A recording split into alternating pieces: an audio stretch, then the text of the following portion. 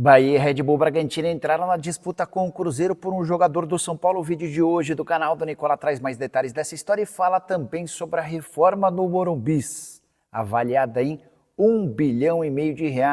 Para completar, tem as últimas do mercado e muito mais. Fala aí pessoal, sou Jorge Nicola, bem-vindos a mais um vídeo do canal, sempre bom ter vocês por aqui, sem perder tempo, só pedir para deixar like, se inscrever no canal e ativar as notificações. Preciso falar agora sobre a reforma do Morumbi, velho sonho da diretoria tricolor, com novidades. Nessa sexta-feira, a W Torre, construtora parceira do São Paulo, entregou ao tricolor o projeto de reforma do estádio, com cobertura e ampliação para 85 mil lugares. Investimento necessário de R$1,5 bilhão. Vamos ponderar algumas coisas importantes. Era para a W Torre ter entregue esse estudo ao São Paulo na metade do ano passado, ou seja, ele ocorre com um ano de atraso. E o pior, a expectativa é de que o custo da obra fosse de R$800 milhões, ele chega praticamente pelo dobro.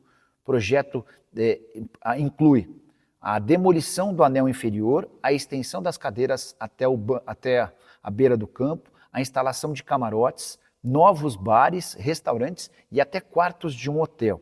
O cronograma prevê a conclusão das obras até 2030, mas calma, tem muita coisa anterior ao início das obras, entre elas um acerto entre W Torre e São Paulo. Tenho batido nessa tecla e sigo afirmando que hoje há uma distância bem grande entre as partes. Dá uma olhada no que o presidente da W Torre, o Marco Siqueira, disse, abre aspas, o acordo com o São Paulo está numa fase anterior à do Santos. Santos e W Torre, inclusive, já tem a previsão de início de obras para muito breve.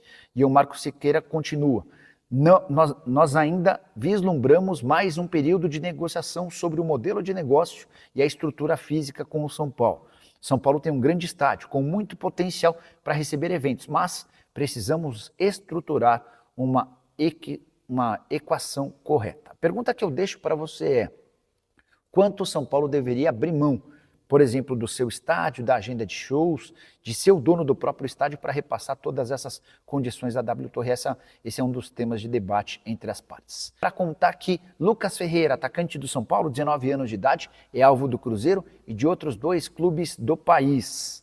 O Bahia e o Red Bull Bragantino entraram na parada e demonstraram a intenção de assinar com o atleta pagando a multa rescisória junto ao São Paulo. Fui o primeiro a contar lá atrás que o Lucas Ferreira, por receber R$20 mil mensais, tem uma multa rescisória no país de R$40 milhões. Esse alerta havia sido dado quando o Cruzeiro buscou informações e prometeu uma proposta para tirá-lo do tricolor. Os representantes do Lucas Ferreira pediram um tempinho ao Cruzeiro porque queriam negociar a renovação de contrato com o São Paulo. O vínculo do Lucas Ferreira com o tricolor nem é o maior detalhe. O contrato se encerra apenas em julho de 2028, que pega mesmo essa multa rescisória. Até por isso, São Paulo já fez uma proposta de reajuste salarial. Essa oferta não foi aceita, o staff do Lucas Ferreira enviou uma contraproposta e agora aguarda cenas dos próximos capítulos. Com o fato de Red Bull Bragantino e Bahia, Red Bull apoiado pela empresa de energéticos e o Bahia apoiado pelo Grupo City estarem na parada, isso certamente causa ainda mais preocupação nos dirigentes do tricolor. São Paulo, que é dono de 80% dos direitos econômicos do atleta, o Boa Vista do Rio de Janeiro detém os outros 20%. Falar um pouquinho sobre Palmeiras e São Paulo, né? O Palmeiras teve superioridade em posse de bola, teve mais controle do jogo, mas as principais chances da partida foram mas várias das grandes chances foram do São Paulo. Ferreirinha perdeu uma cara a cara, o Oscar teve uma chance também cara a cara, acabou desperdiçando. Nicola, como é que fica a situação do Zuba com a derrota pro Palmeiras? A situação do Zubeldia é confortável.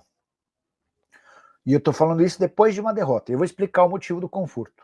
Primeiro, não há dinheiro para demitir o Zubeldia. A demissão do Zubeldia custaria mais ou menos R$5 milhões, tá? Primeiro ponto.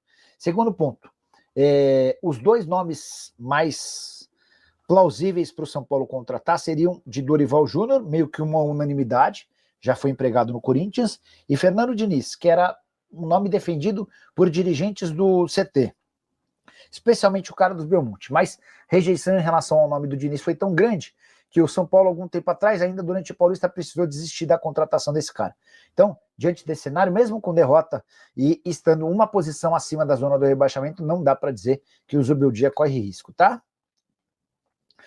Marco Aurélio está dizendo que o São Paulo vai voltar para o lugar dele. que é o Z4, que é torcedor do São Paulo. Os times que o São Paulo venceu nesses 12 jogos invicto. Tajeres, vice-lanterna do Grupo B, do argentino. Santos, vice-lanterna do Brasileirão. Libertad, líder do Paraguaio. Náutico, 18º da Série C. E o Alianza Lima, 5º colocado do Campeonato Peruano. É uma boa observação. Porque às vezes a gente se prende muito aos números, mas a gente não se aprofunda, né? Tá bom, mas as vitórias foram contra quem? E o Guilherme faz essa atualização importante. Severino Costa, se esse gol do Palmeiras fosse para o São Paulo, seria anulado. Todos os gols que o São Paulo faz, na mesma o juiz anula. Está registrado o protesto do Severino Costa. Tonantini Nicola, a diretoria vai apoiar o Zubeldia até o Campeonato Brasileiro. Se continuar essa droga, não ganha, é só empate, vai deixar cair para a Série B. Pois é o que eu falei para vocês, não existe nenhum movimento hoje de demissão, especialmente porque os dois técnicos especulados estão empregados. Nicola e o Belletti.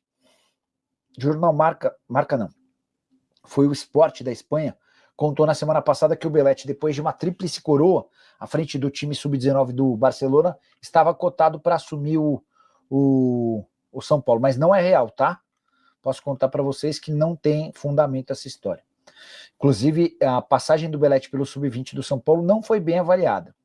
Bora de informação importante, o São Paulo deve receber nos próximos dias proposta oficial do CSKA da Rússia por Matheus Alves. Você vai lembrar que na semana passada contei para vocês que o São Paulo imaginava que o primeiro jogador a ser vendido entre os atletas da base seria justamente o Matheus Alves, pelo fato dele ser representado por Giuliano Bertolucci, o empresário brasileiro com mais portas abertas no mercado europeu. Pois bem, ainda não há oferta oficial, mas o CSKA sinalizou com uma proposta de 10 milhões de euros fixos, ou 64 milhões de reais, mais 5 milhões de euros em bônus atrelados a metas. Isso aumentaria a oferta em mais 32 milhões de reais, quase 100 milhões pelo meio atacante. Dá para dizer que se os números forem confirmados, a tendência é que o São Paulo aceite e o Matheus Alves se despeça do tricolor na metade da temporada, tendo jogado muito pouco pelo time de cima. O São Paulo passa por enormes problemas financeiros e precisa desesperadamente de dinheiro.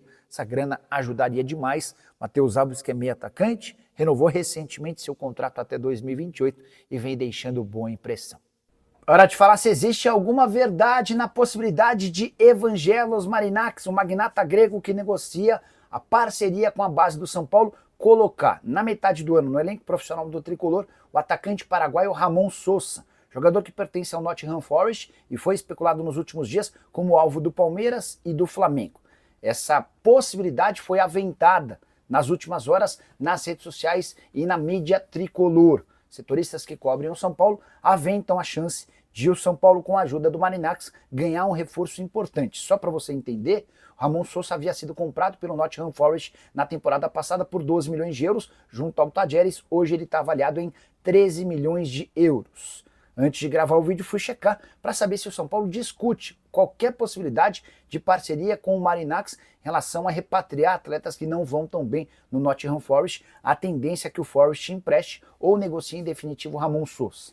A resposta para essa pergunta é de que sim, o São Paulo pode ser um porto seguro para atletas que não performam bem no Nottingham Forest, mas especificamente em relação a Ramon Sosa, nunca discutiu-se o nome desse atleta. E o São Paulo não se vê capaz de fazer qualquer movimento que não seja com a ajuda do magnata grego. 12, 13, 14 milhões de euros, e isso está completamente fora da realidade do São Paulo. Tenho contado para vocês dia após dia sobre as enormes dificuldades tricolores do ponto de vista financeiro e a necessidade de cortar gastos, diminuir folha salarial e não investir especialmente essa fortuna em euros. Então, você, torcedor são paulino que se animou com a chance de Ramon Sosa virar reforço do São Paulo para metade da temporada, a chance é mínima, para não dizer zero. Nunca, em momento algum, São Paulo e Marinax trataram especificamente sobre esse jogador, e essa resposta me foi dada por uma pessoa do São Paulo que está na linha de frente nas tratativas com o magnata grego. Negociações para parceria na base do São Paulo estão em estágio avançado. As questões burocráticas é que demandam mais tempo e a tendência é que o contrato seja assinado até a metade do ano. Só para completar sobre o Sosa, temporada atual de 23 jogos, 3 gols e 1 assistência, jogou pouco, só 519 minutos, desde que se mudou para o Nottingham Forest. E você está animado com os reforços do São Paulo? Já usa o espaço para comentar, não esquece de deixar like, de se inscrever no canal. Família, ficamos aqui com aquele giro de notícias do São Paulo, informações exclusivas e atualizadas para você ficar por dentro de todas as atualizações do maior time do Brasil.